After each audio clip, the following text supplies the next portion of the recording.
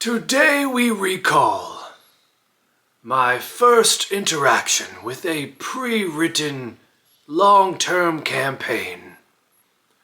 Join me in the sacred Chronicles.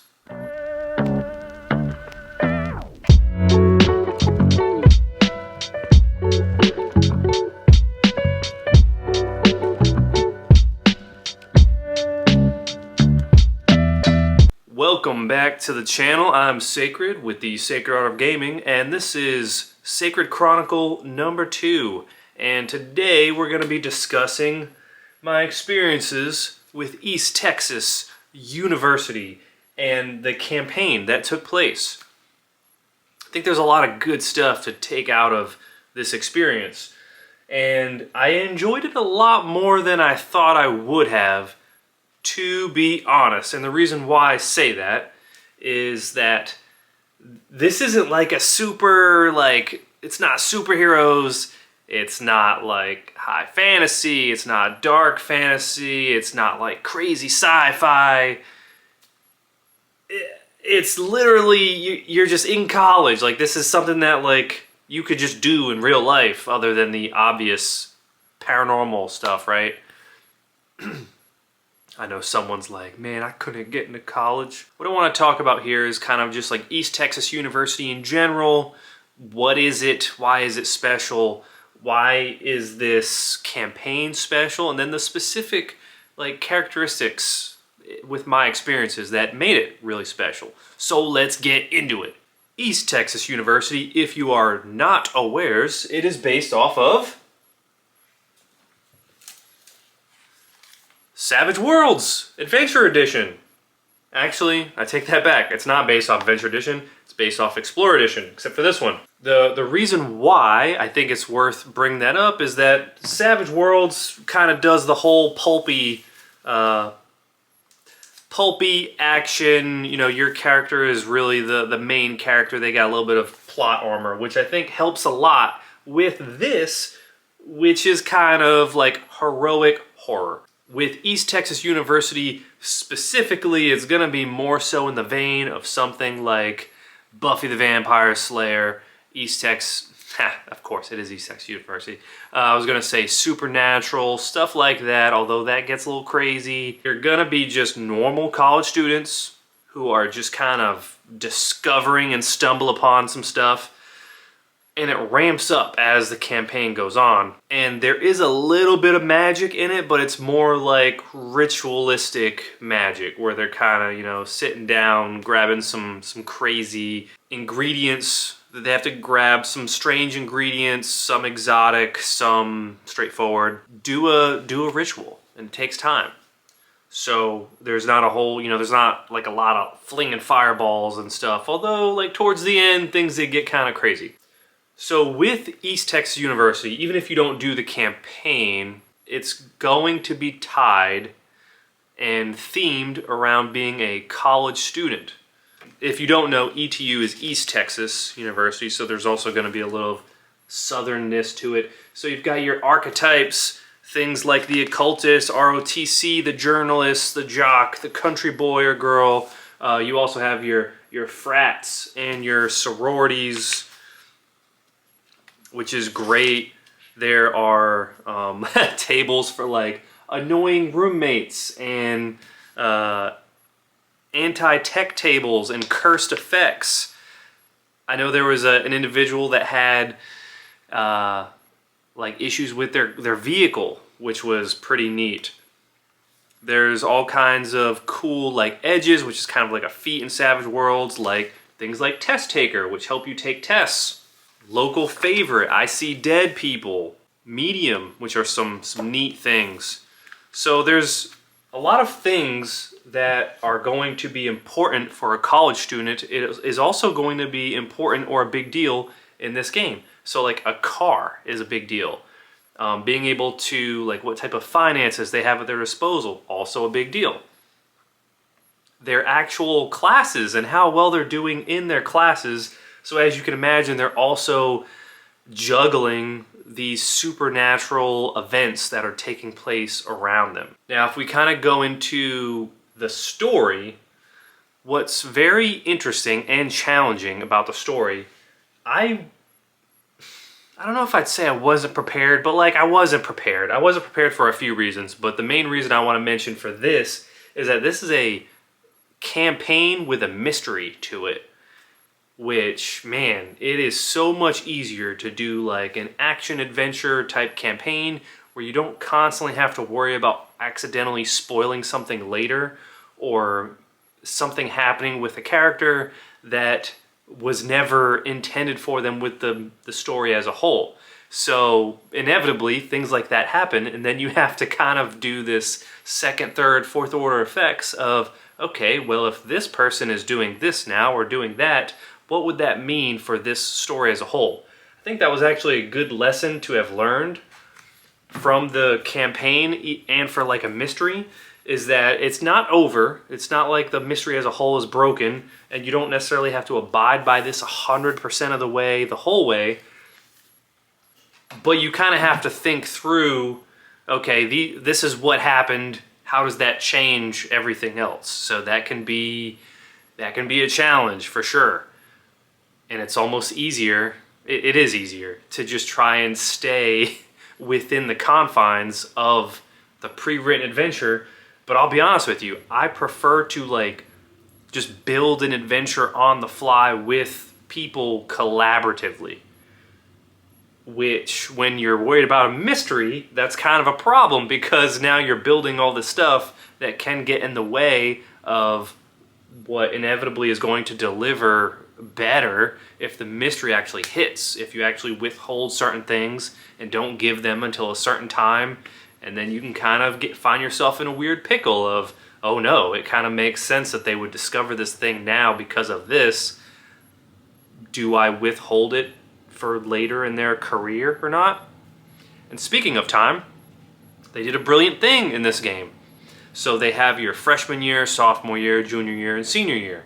And that's broken up by semesters where you take tests at the end.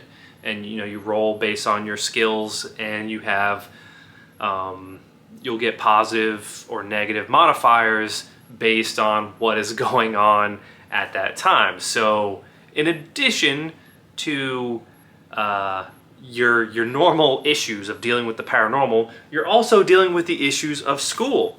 And there's also like a really neat chart. Yeah, academics. This is so cool. I love this. Even if you don't play this, you have like exam difficulty chart based on what year you're in. And then you get like a buff if you actually passed, which is so cool. And you roll on that table. I love that. I love that. That's so, that was just so juicy for the setting. And people like really look forward to it. And then of course they got like their edges and stuff too, which is really cool. Something that was great and very well done with this campaign is that you kind of had two things going on at the same time the way this campaign is built out. You have the main story, which kind of has these like plot points that you have to hit at some point during that semester or school year. But there are other things that can happen very similar to an episode of like Buffy the Vampire Slayer or Supernatural. Not so much Goosebumps or Are You Afraid of the Dark. Those are kind of on every individual episode's kind of different. But especially like Supernatural and Buffy, there's a lot of different things happening, but they do overall kind of build to like a season finale. And a lot of them don't have anything to do with it, but some of them do. So what's great about this book is that you have the very slow burn of, all right, let's slowly unveil some small things, and maybe some of them are fake. Maybe someone is like pretending to be a vampire, but you actually end up finding out that they're really not. And that's for things in your freshman year. And maybe there's the potential for like a ghost haunting of some degree. But as that escalates to like your senior year, at that point you're dealing with like demons and you're fighting them. You're dealing with like wraiths and like minotaurs and crazy monsters that are no joke. So yeah, the intensity really ramps up, and then also the veil of the paranormal is getting pulled away more and more as the story develops and you are figuring out what's happening. And the beautiful part, in addition to like, of course this happens similar to like Buffy. Spider-Man is also a very good example where you're starting to realize like there are teachers and there are students and there are faculty members that are involved in this whole thing. And then you have these interesting interactions where, okay, you've now found out that this person might be like a witch, but now you're interacting with them in school, and then you have this weird back and forth where like, is this witch, does the witch know that you are investigating her and she's punishing you and making you do this extra work as another way to like kind of passively get back at you? It's really cool. The melodrama of it all really pulled me in more than I would have expected.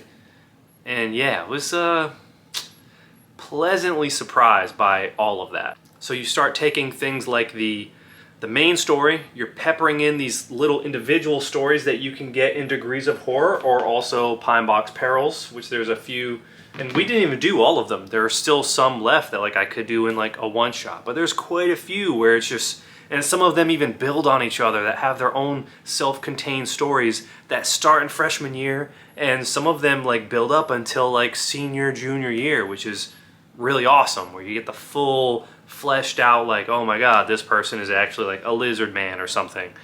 And that's great. And the beauty of all of that is that your homebrew, those side missions and the main missions, they kind of blend together. So like they can never know like what's going to happen in every single person's game, but some characters from side stories or homebrew end up becoming like boyfriends and girlfriends with your PCs, or just best friends or roommates, or you know, all this crazy stuff that kind of adds a little extra something to it, which is just so good. Now I think this may be a good place to talk about this, and maybe I'll expand upon this further in its own episode, but it's worth stating that especially when dealing with horror, it helps to constantly check in with your players to make sure at any point you are not going too far. Especially with this game, a struggle that I had was it almost became like a West Marchers thing, which did work. Those students constantly coming in and out. Something that made this really special was my wife actually gave tabletop gaming a shot, which kudos to her. Also my brother-in-law gave it a shot for a whole school year, so that's a decent amount of sessions. But there was a lot of different players at different times playing the game. And sometimes things that maybe don't bother them in one part of the game maybe bothers them later, or maybe they just have something personal going on at home. It's really important to constantly try and gauge, you know, what's going on. Make sure there's an environment where they're comfortable if they need to say something.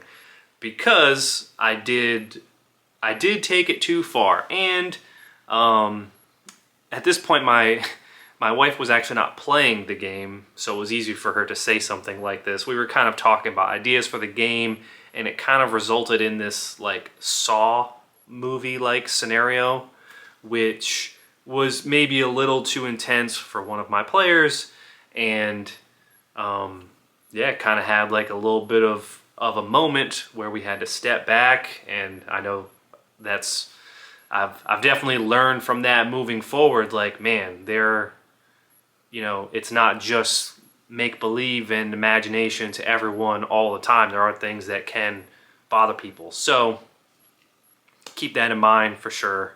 And I think just having that culture at the table would be helpful.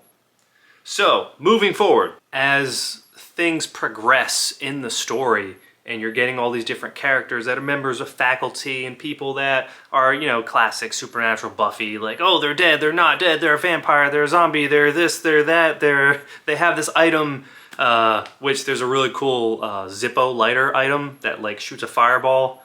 So cool, love that. That just felt so perfect for the setting. But yeah, everything culminated very well, and I'll never forget, there was an awesome social encounter that happened at the end, and we actually used the Savage Worlds social mechanics, the additional expanded ones for that situation, and it went so well. And the stakes were very high, and we're like at the culmination of everything, and the back and forth was just so good, and it was seamless as well. The mechanics were running, but it added to the story. It didn't kind of take away, which I think sometimes those additional subsystems can do. So yeah, excellent. The story, oh man, the story ended up being, I don't want to like oversell it and make you think it's something that's like crazy unique that you'll never see again anywhere else. You probably have experienced this story somewhere else in one way or another. But yeah, it was great the way it all came together. It was great to share it with as many people as I did. And I'm glad that we finished it, because we had to go through quite a few players. We almost did not finish it. But my takeaways were, man, a plot point campaign, although I did have a lot of fun with it, generally it's not my jam, because for me, it feels a little bit like a research project. I prefer to work on the fly and just build things organically. There are pros and cons of both. In addition to that, the whole mystery side of it also adds another layer of complexity where you have to be very careful. But when those mysteries delivered, ooh, man, it did feel good at the table. So, have you had any experiences with East Texas University? Maybe something similar, Monster of the Week, that you've really enjoyed? Let me know in the comments down below. So that was my first pre-written campaign. Next, I think we're going to be discussing the first time I finally get to be a player for the first time. And boy was I excited, and boy did I make some mistakes. Next time in the Sacred Chronicles, we're going to talk about it. So, if you're enjoying this content, don't forget to like, and don't forget to subscribe if you want to see future stuff like this. This lets me know that what I'm doing is being enjoyed. So, until next time, this has been Sacred with the Sacred Art of Gaming, and this has been the Sacred Chronicles. Signing out. Sacred Chronicles, Sacred Chronicles, these are the Sacred Chronicles.